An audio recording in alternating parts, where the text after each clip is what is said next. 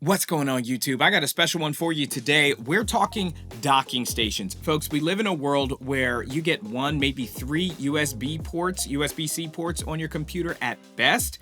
What iVANKY aims to do with their FusionDock Pro 1 Plus is give you high-speed, powerful desktop-class ports via one Thunderbolt cable. So I'm really excited to crack this open. Prefacing this video, this is for the high-end user, the professional, creative, etc. So hit the like button, subscribe, and click the bell. This video will be one in a series of videos that I do on different docking stations at different price points from different brands. So we're going to take a look at all that the iVANKY FusionDock Pro 1 Plus has to offer. That's kind of a mouthful, but let's dive into it. Like, subscribe, and click the bell so you don't miss as we cover all things tech. I'm Chris Grant Jr. It's the Granite Geek Show.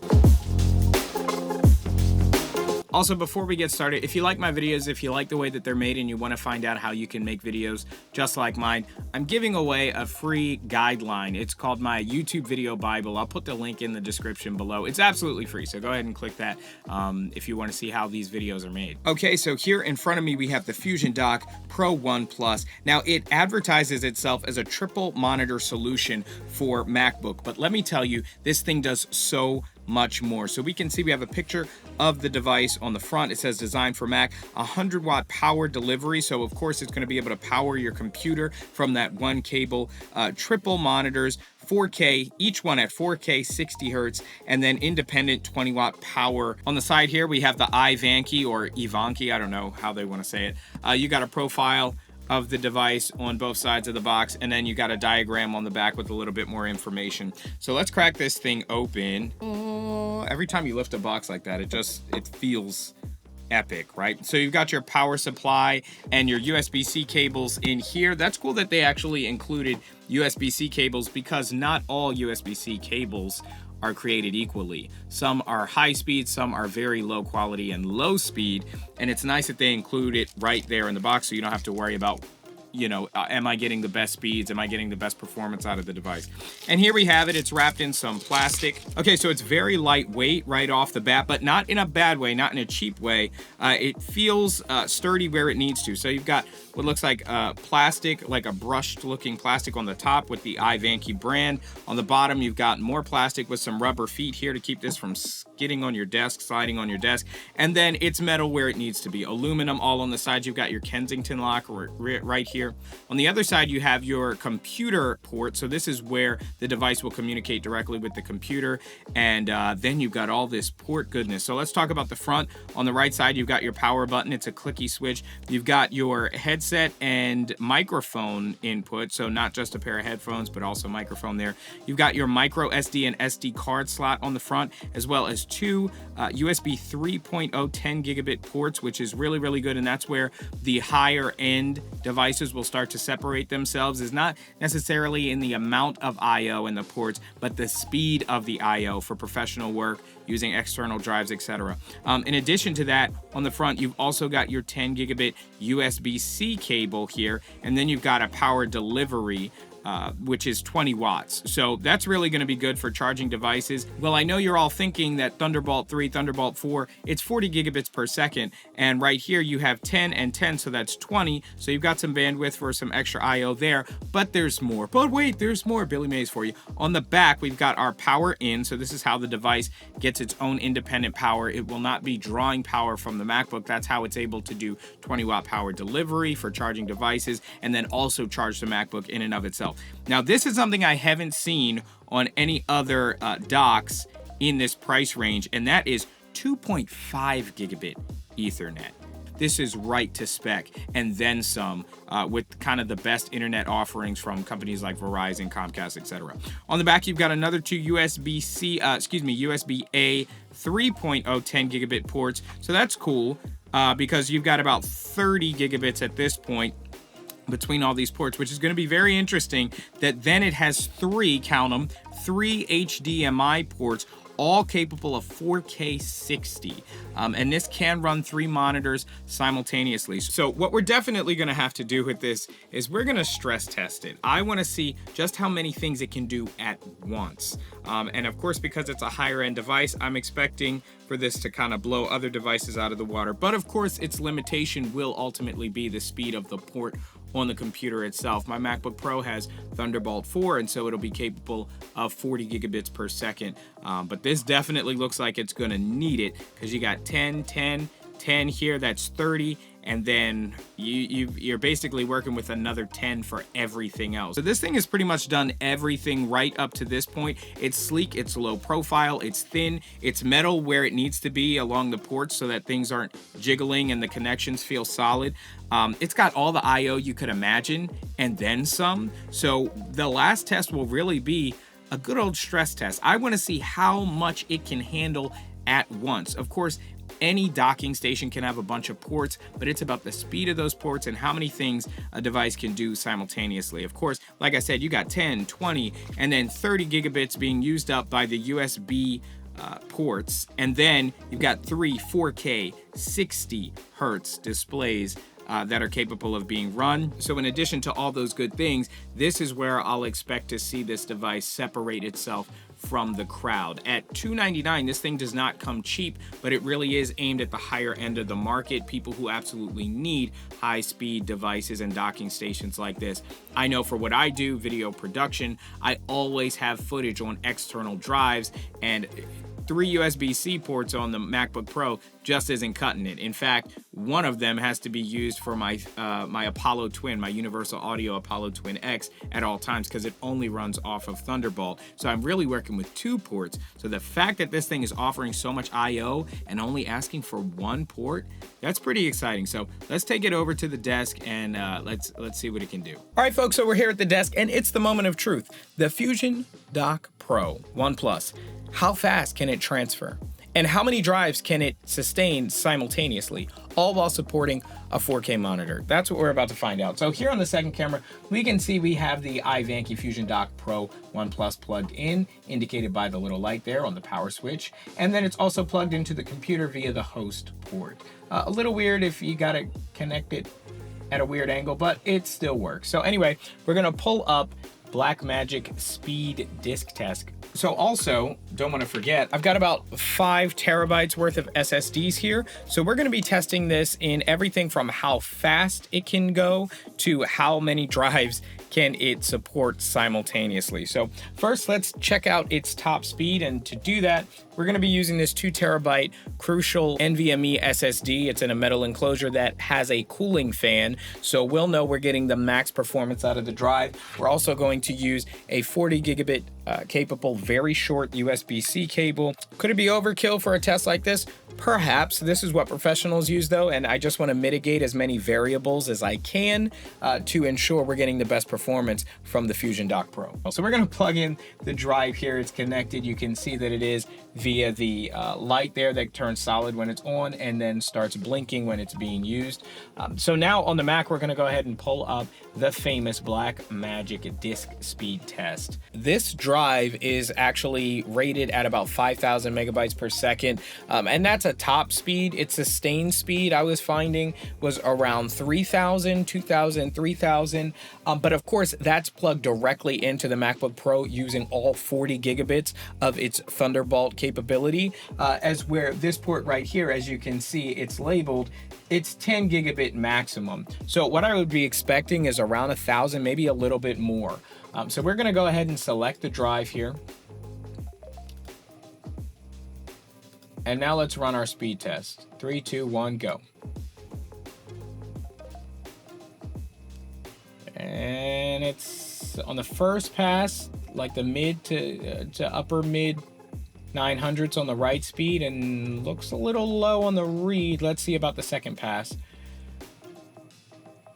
Okay, so yeah, it looks like we're getting the upper middle, about 966 on the write speeds, and about our high 800s, almost 900s on the read speed, which honestly is going to be more than capable, as you can see here, for any 1080p, 2K, 4K, you name it, even 8K at 24 frames. You really don't start to see an issue until you're running like 8K 60.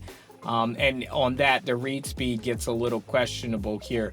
But honestly, this is going to be more than enough for most high-end, heavy-use professional work cases. And as I'm seeing here, it's kind of sustaining those speeds. It's gone down a few, but for the most part, it's sustaining those just under 1,000.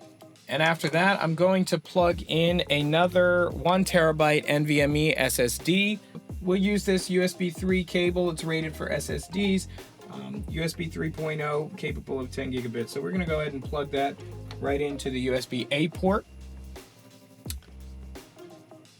And see if it shows up. There it is. Okay, it showed up on the desktop, no problem.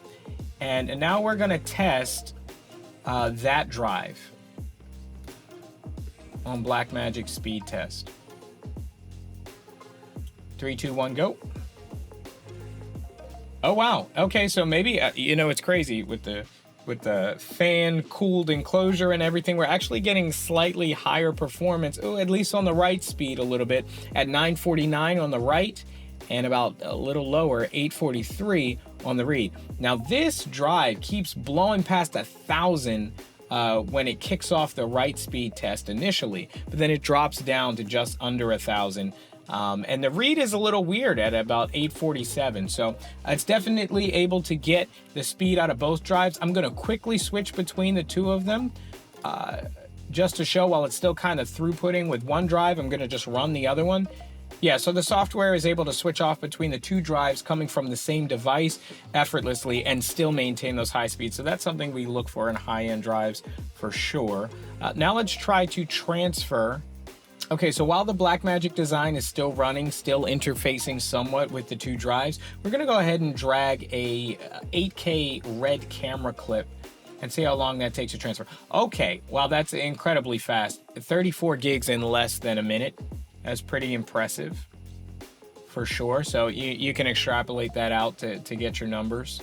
Definitely a very high speed connection, but that's not all. Next, we're gonna plug in yet another 1 terabyte NVMe SSD in an enclosure here. We've got it running USB 3, so it should be capable of the full speed this thing can offer. And we're actually gonna go ahead and plug this in the back of the device just in case they're sharing the same controller. And of course, we do have 2 USB ports in the back. We're gonna go ahead and plug that in. So now we have 3 drives, 4 terabytes worth of SSD, all plugged in simultaneously. All right, so let's see if it has enough horsepower to sustain all that we're about to do. So I'm gonna take this third SSD. I'm gonna take a file that's about 39 gigabytes from that, and I'm gonna begin to transfer it into the second SSD that we plugged in. So let's do that. And then while that's happening, we're going to take the same 34 gigabyte file that we transferred previously. We're gonna drag that into the other SSD, and let's see how that affects the speeds and transfers. Okay, both going at about a minute. Okay, so all 3 of these drives at this point, for reference, are going. They're going at their top speeds, which is really good. You're talking about multiple terabytes, 4 terabytes worth of storage, all 3 of them running at the same time from the same device while it's plugged into gigabit Ethernet. And you know what? Let's go ahead and plug in a display while it's doing that. Okay, so that was ridiculously fast. By the time I grabbed the cable, it was already done transferring the files. So that was like 90 seconds, definitely under 2 minutes, but don't worry, we're gonna try it again. The first thing we're gonna do is we're gonna go to my 4K display here. This is a 32-inch 4K display. So it'll have plenty of pixels to drive. We're gonna go ahead and plug it in. Plug it in, plug it in. And we're gonna plug it into port number 1, 4K. Now this is a display capable of running 4K 60. So that's what it's going to be doing. It plug and play. There was no issue there. It's running. Let me just double check that it's running at the full resolution. Let's go to display here. We can see, yep, UHD, 4K, Ultra HD. And now let's run that again. Okay, so we're going to transfer this 8K red clip right in there at about 40 gigs. And then we're going to take the other one, which I believe is this one. And this is about 34 gigs, and we're going to transfer that as well. So let's see how that affects the speed. Okay. This is impressive. So it's running gigabit Ethernet right now. It's got 3 multiple terabyte SSDs plugged in. It's transferring between all 3 of them right now. and it's running a 4K display at 60 hertz. And this is where you can start to see the FusionDock Pro 1 Plus. It looks like an octopus right now. It's crazy all the stuff that's plugged into it. But it's not even sweating. I've had no crazy scary ejections. I've had no issues with speed, as it's still saying, you know, less than a minute. So this is where you can start to see it flex its muscles and justify that higher price point for professionals who really need to work with massive amounts of data and then some, using it basically to give their laptop desktop class ports, including Ethernet, including plugging into external displays.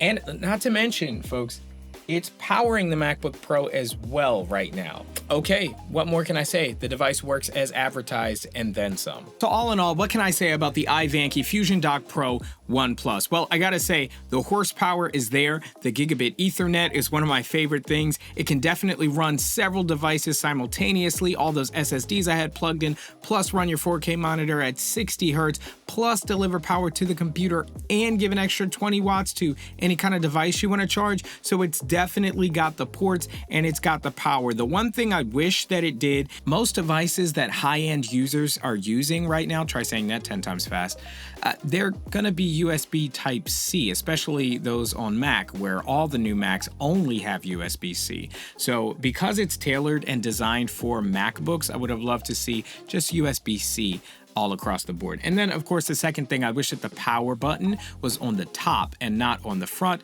as accidental clicks of the power button are definitely possible. So you're gonna have to watch out for that. But overall, I really like this thing. If you'd like to get your hands on it, of course I'm gonna leave a link down in the description below. It's a great way to help out the channel. Also, shout out to the folks over at iVANKY for sending this over. And of course, like, subscribe, and click the bell so you don't miss. I've got merch, you guys can check that out. That's a great way to help the channel. Thanks so much for watching, everybody. I'm Chris Grant Jr. It's The Granny Geek Show.